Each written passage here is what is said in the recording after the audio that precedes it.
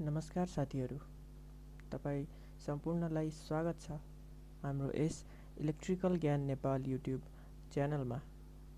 हाम्रो यस च्यानल मार्फत तपाईहरूले नेपाली भाषामै विभिन्न किसिमका एजुकेसनल भिडियोहरू हेर्न तथा सुन्न सक्नुहुनेछ। त्यसको लागि हाम्रो यस युट्युब च्यानललाई सब्स्क्राइब गर्न र नजिकै रहेको बेल आइकनलाई प्रेस गर्न नभुल्नुहोला। आज हामी यस भिडियो मार्फत विद्युत सुरक्षाका नियमहरूबारे बुझ्न सकिनेछ। यो भिडियोलाई अन्त्यसम्म हेरेर साथ दिनुहोला र भिडियोलाई लाइक सेयर गर्न भने नभुल्नुहोला। ल साथीहरू, अब ढिला नगरी सुरु गरौँ आजको विषयवस्तुतर्फ। आजको विषय रहेको छ विद्युत सुरक्षाका नियमहरू। यस नियम अन्तर्गत हामीले के कुराहरूमा ध्यान पुर्याउनुपर्छ अथवा कस्तो खाले काम गर्ने, कस्तो खाले काम नगर्ने, अथवा कस्तो खाले व्यक्ति गएर काम गर्दा हुन्छ भन्ने कुराहरू यस भिडियो अन्तर्गत हामीले बुझ्नेछौँ। 1 नम्बरमा रहेको छ, सर्वप्रथम विद्युत काम गर्ने व्यक्ति विद्युत सम्बन्धी पूर्ण रूपमा दक्ष हुनुपर्दछ।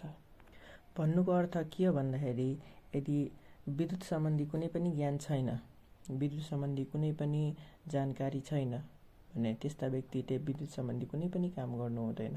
यदि विद्युत सम्बन्धी ज्ञान छ, सिप छ, सिकेको छ, जानेको छ, बुझेको छ भने त्यस्तो व्यक्तिले मात्र विद्युत सम्बन्धी काम गर्नु पर्दछ। दोस्रो नम्बरमा रहेको छ, कुनै पनि विद्युतीय कार्य गर्दा सधैँ सेफ्टी डिभाइसको प्रयोग गर्नु पर्दछ। भन्नुको अर्थ, हामीले विद्युत काम गर्दाखेरि जहिले पनि विद्युतीय उपकरणहरू जस्तै pliers, screwdriver, line tester, wire cutter जस्ता सामग्रीहरूको प्रयोग गर्ने र आफूलाई सुरक्षा गर्नको लागि सधैँ पिपिईको प्रयोग गर्ने। पिपिई भन्नुको अर्थ पर्सनल प्रोटेक्टिभ इक्विपमेन्ट, जसले चाहिँ आफ्नो शरीरको सुरक्षा गर्ने काम गर्दछ। तेस्रो नम्बरमा रहेको छ, विद्युतको काम गर्दा जहिले पनि मेन स्विच अफ गरेर काम गर्नुपर्दछ। भन्नुको अर्थ, हामीले विद्युतीय काम गर्दाखेरि काम गर्ने व्यक्तिलाई झट्का नलागोस् अथवा आफूलाई विद्युत झट्का नलागोस् भन्नको लागि हामीले जहिले पनि के गर्नुपर्दछ त मेन स्विच अफ गरेर काम गर्नुपर्दछ। मेन स्विच भन्नुको अर्थ एमसिबी भयो, फ्युज भयो इत्यादिहरू हामीले अफ गरेर काम गर्नुपर्दछ। त्यसै गरी चौथो नम्बरमा रहेको छ, कार्यस्थल सधैँ सुक्खा हुनुपर्छ। साथै काम गर्ने विद्युतीय औजार तथा सामग्रीहरू भिजेको हुनु हुँदैन। भन्नुको अर्थ, हामीले काम गर्ने स्थान जुन छ, जुन ठाउँमा विद्युतीय काम गर्नु छ, मरम्मत गर्नु छ, त्यो स्थान जहिले पनि के हुनुपर्छ त सुक्खा हुनुपर्छ र आफूले प्रयोग गर्ने औजारहरू, सामग्रीहरू पानीले भिजेको हुनु हुँदैन। र अर्को 5 नम्बरमा रहेको छ, विद्युतीय काम गर्ने सम्पूर्ण औजारहरू इन्सुलेटेड हुनु पर्दछ।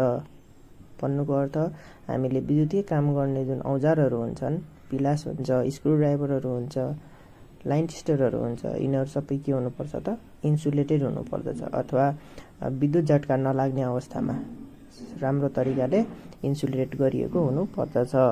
र अर्को 6 नम्बरमा रहेको छ, विद्युत जडान गर्दा परिपथमा अथवा सर्किटमा उपयुक्त क्षमताको प्रोटेक्टिभ डिभाइसहरूको प्रयोग गर्नु पर्दछ। प्रोटेक्टिभ डिभाइस भन्नुको अर्थ एमसिबी, फ्युज, एमसिसिबी, सर्किट ब्रेकरहरू भयो, यिनीहरू चाहिँ के गर्नुपर्दछ त उपयुक्त क्षमताको लगाउनु पर्दछ। जस्तै सामान्य घराइसी प्रयोजनका लागि 6 देखि 10 एम्पियरको एमसिबीको प्रयोग गरिन्छ भने एसी फ्रिजहरू चलाउनको लागि चाहिँ 16 एम्पियरसम्मको प्रयोग गरिन्छ। त्यस्तै फ्याक्ट्रीहरूमा, उद्योगहरूमा त्यसै अनुसार ठुल्ठुला एमसिसिबीहरूको प्रयोग गरिन्छ। 63 एम्पियरको, 72 एम्पियरको, 120 एम्पियरको एमसिसिबीहरूको प्रयोग गर्नु पर्दछ। र त्यसै गरी 7 नम्बरमा रहेको छ, काम गर्ने स्थानमा पर्याप्त मात्रामा उज्यालो हुनु पर्दछ। भन्नुको अर्थ, हामीले काम गर्ने स्थानमा पर्याप्त मात्रामा उज्यालो हुनु पर्दछ। अँधेरो कोठामा काम गर्न सकिँदैन, त्यसकारण हामीले काम गर्दाखेरि यदि बत्तीको उपलब्ध गराउन सकिँदैन भने हामीले हेडलाइटको प्रयोग अथवा हामीले टर्च लाइटको प्रयोग गरेर पनि हामीले काम गर्न सकिन्छ। र त्यसै गरी 8 नम्बरमा रहेको छ, काम गर्दा साथीहरूसँग चल्ने जिस्किने गर्नु हुँदैन। भन्नुको अर्थ हामी कुनै पनि काम गरिरहेको अवस्थामा विद्युतीय काम नै किन नहोस् अथवा अन्य कुनै काम किन नहोस्, यदि कुनै पनि काम गरिरहेको छौँ भने त्यस्तो अवस्थामा हामी साथीहरूसँग चल्ने जिस्किने गर्नु हुँदैन। त्यस्तो अवस्थामा विद्युतीय दुर्घटना अथवा ठुलो दुर्घटना हुन सक्छ। र अर्को 9 नम्बरमा रहेको छ धातुले बनेका उपकरण मेटालिक बडीहरूमा सधैँ अर्थिङ गर्नुपर्दछ। अब यो भनेको के हो भन्दाखेरि हामीले प्रयोग गर्ने जुन उपकरणहरू हुन्छ, जुन फलामजन्य उपकरणहरू हुन्छ, बाहिरी भाग फलामले टिनले बनेको हुन्छ, तिनीहरूमा जहिले पनि के गर्नुपर्दछ त अर्थिङ गर्नुपर्दछ। जस्तै पङ्खा भयो, मोटर भयो, यिनीहरूमा के गर्नुपर्छ त अर्थिङ गर्नुपर्दछ। र त्यसै गरी 10 नम्बरमा रहेको छ काम सकिएको खण्डमा लाइन सप्लाई दिनुभन्दा अगाडि राम्रोसँग चेक जाँच गर्नुपर्दछ। यसको अर्थ काम हाम्रो सकिएपछि, विद्युतीय जडान काम सकिसकेपछि चाहिँ के गर्नुपर्छ भन्दाखेरि राम्रोसँग चेक जाँच गर्नुपर्दछ। अथवा चेक जाँच अन्तर्गत बोर्डहरू राम्रोसँग टाइट भएको छ कि छैन, लाइन सप्लाई राम्रोसँग पुगेछ कि छैन, अथवा कन्टिन्युटी टेस्ट राम्रोसँग भएको छ कि छैन भन्ने कुराहरू सबै राम्रोसँग चेक जाँच गर्नुपर्दछ। र सबै काम सकिसकेपछि अन्त्यमा कार्यशाला वा काम गर्ने स्थान सफा गर्नुपर्दछ र प्रयोग गरिएको औजारहरूलाई सुरक्षित साथ राख्नु पर्दछ। यो भन्नुको अर्थ आफूले काम गर्ने स्थान, जुन ठाउँमा हामीले काम गरेको छ त्यो स्थान चाहिँ के गर्नुपर्दछ त राम्रोसँग सरसफाइ गर्नुपर्छ। तारका टुक्राहरूलाई एक ठाउँमा राखेर फाल्नुपर्छ अनि औजारहरू जुन हुन्छ तिनीहरूलाई राम्रोसँग पुछपाछ गरेर आफ्नो सुरक्षित स्थानमा राख्नु पर्दछ। र यी थिए हाम्रा विद्युत सुरक्षाका नियमहरू जुन तपाईहरूले क्रमशः हेरिसक्नु भएको छ।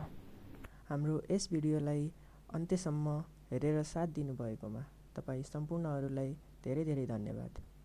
यो भिडियो तपाईहरूलाई कस्तो लाग्यो कृपया सल्लाह तथा प्रतिक्रियाहरू दिन नभुल्नुहोला। र साथसाथै यस्तै अन्य एजुकेसनल भिडियोहरू हेर्नको लागि कृपया हाम्रो यस युट्युब च्यानललाई सब्सक्राइब गर्न र नजिकै रहेको बेल आइकनलाई प्रेस गर्न नभुल्नुहोला। धन्यवाद।